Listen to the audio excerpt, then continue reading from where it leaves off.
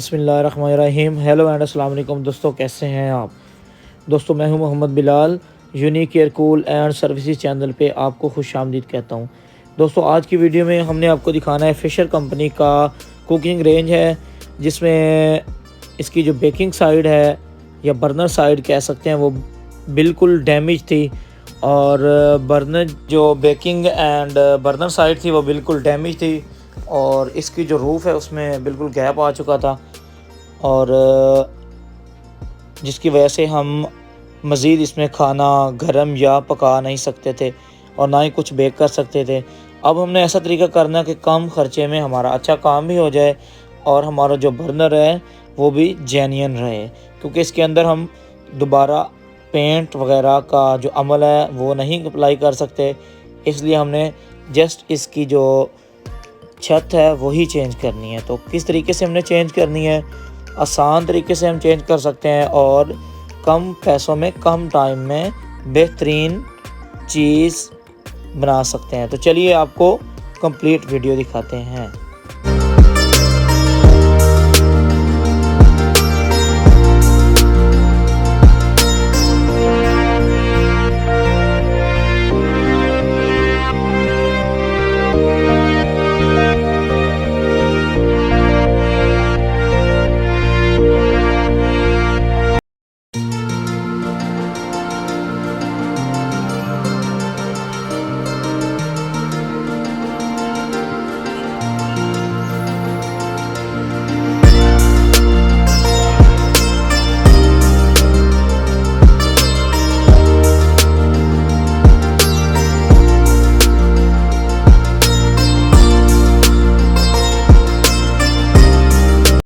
जी तो दोस्तों welcome back. अब हमने इसका टॉप कवर खोल लिया है। टॉप कवर खोलने के बाद अब जो आपको चीज़ दिखाने वाला हूँ बड़ी मज़ेदार चीज़ है, वो आपको बड़ा तजस्सुस होगा कि ये कैसे हो गया और ये इतने टाइम में क्या ये मुमकिन है।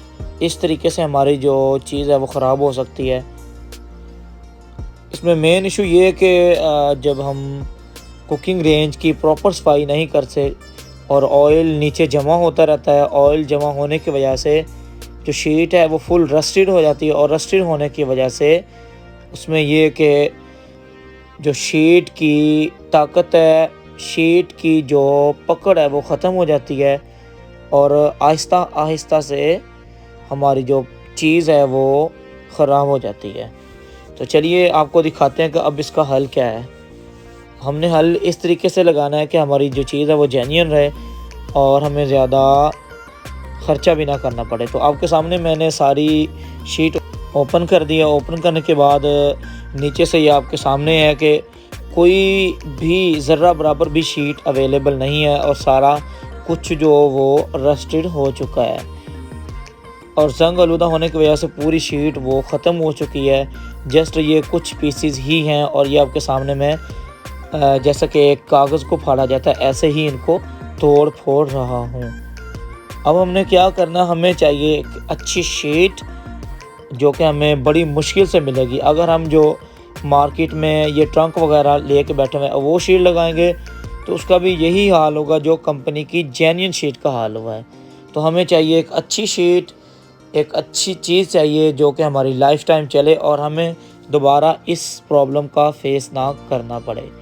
तो दोस्तों हम चलते हैं मार्केट की तरफ, और मार्केट जाने से पहले हमने इसकी लेनी है पमाइश इस तरीके से लेनी है कि जो एग्जैक्ट पॉइंट हो उससे हमने एग्जैक्ट हमारी जो पमाइश हो उससे हमने तकरीबन 1/2 इंच शीट कम लेके आनी है।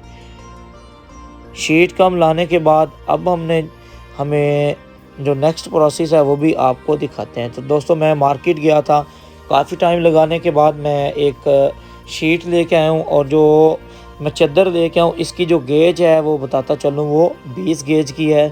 काफ़ी मोटी चादर लेके आया हूँ मैं ताकि ये लाइफ टाइम चले।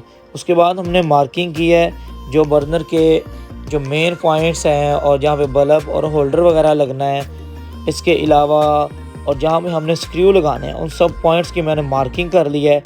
मार्किंग करने के बाद अब हमें ज़रूरत है जी एक लोहे वाली जो सिंपल ड्रिल होती है उसकी ज़रूरत है। जिसमें हिल्टी नहीं होती, जो सादा ड्रिल बोलते हैं, उसकी ज़रूरत है। होल करें। होल करने के बाद अब हमने दोबारा शीट को, जो हम ब्रांड न्यू शीट लेके आए हैं, उसको रीइंस्टॉल करना है। इसको पेंट वगैरह की भी ज़रूरत नहीं है, क्योंकि ये एक बेहतरीन चीज़ है। अगर इसको पेंट करेंगे तो आपका जो बर्नर है वो स्मेल देगा, और स्मेल की वजह से जो भी आप चीज़ इसमें बेक करेंगे या कोई भी चीज़ इसमें रखेंगे तो उसमें से स्मेल नहीं जाएगी और आपका खाना ख़राब हो जाएगा। तो शीट इंस्टॉल करने के बाद अब हमने जो पाइप्स वगैरह खोले थे, गैस के पाइप्स, वो हमने रीइंस्टॉल करने हैं। और रीइंस्टॉल हमने इस तरीके से करना है, रीइंस्टॉल करने के बाद हमने लीकेज भी चेक करनी है कि ताकि हमें बाद में किसी नई परेशानी का सामना ना करना पड़े। तो दोस्तों, मैंने जो आपको ये स्लीव दिखाई है, ये हीट प्रूफ स्लीव है। स्लीव्स का हमने इसलिए इस्तेमाल किया है क्योंकि जो वायर्स थी, इसकी कनेक्टिंग वायर्स तमाम वो जल चुकी थी, और जलने की वजह से मैंने काफ़ी ट्राई की मार्केट से कि मुझे नहीं ये वायर्स मिल जाए, लेकिन नहीं मिली। और इसका यही हल है कि इन वायर्स को हीट स्लीव के साथ कवर कर दिया जाए।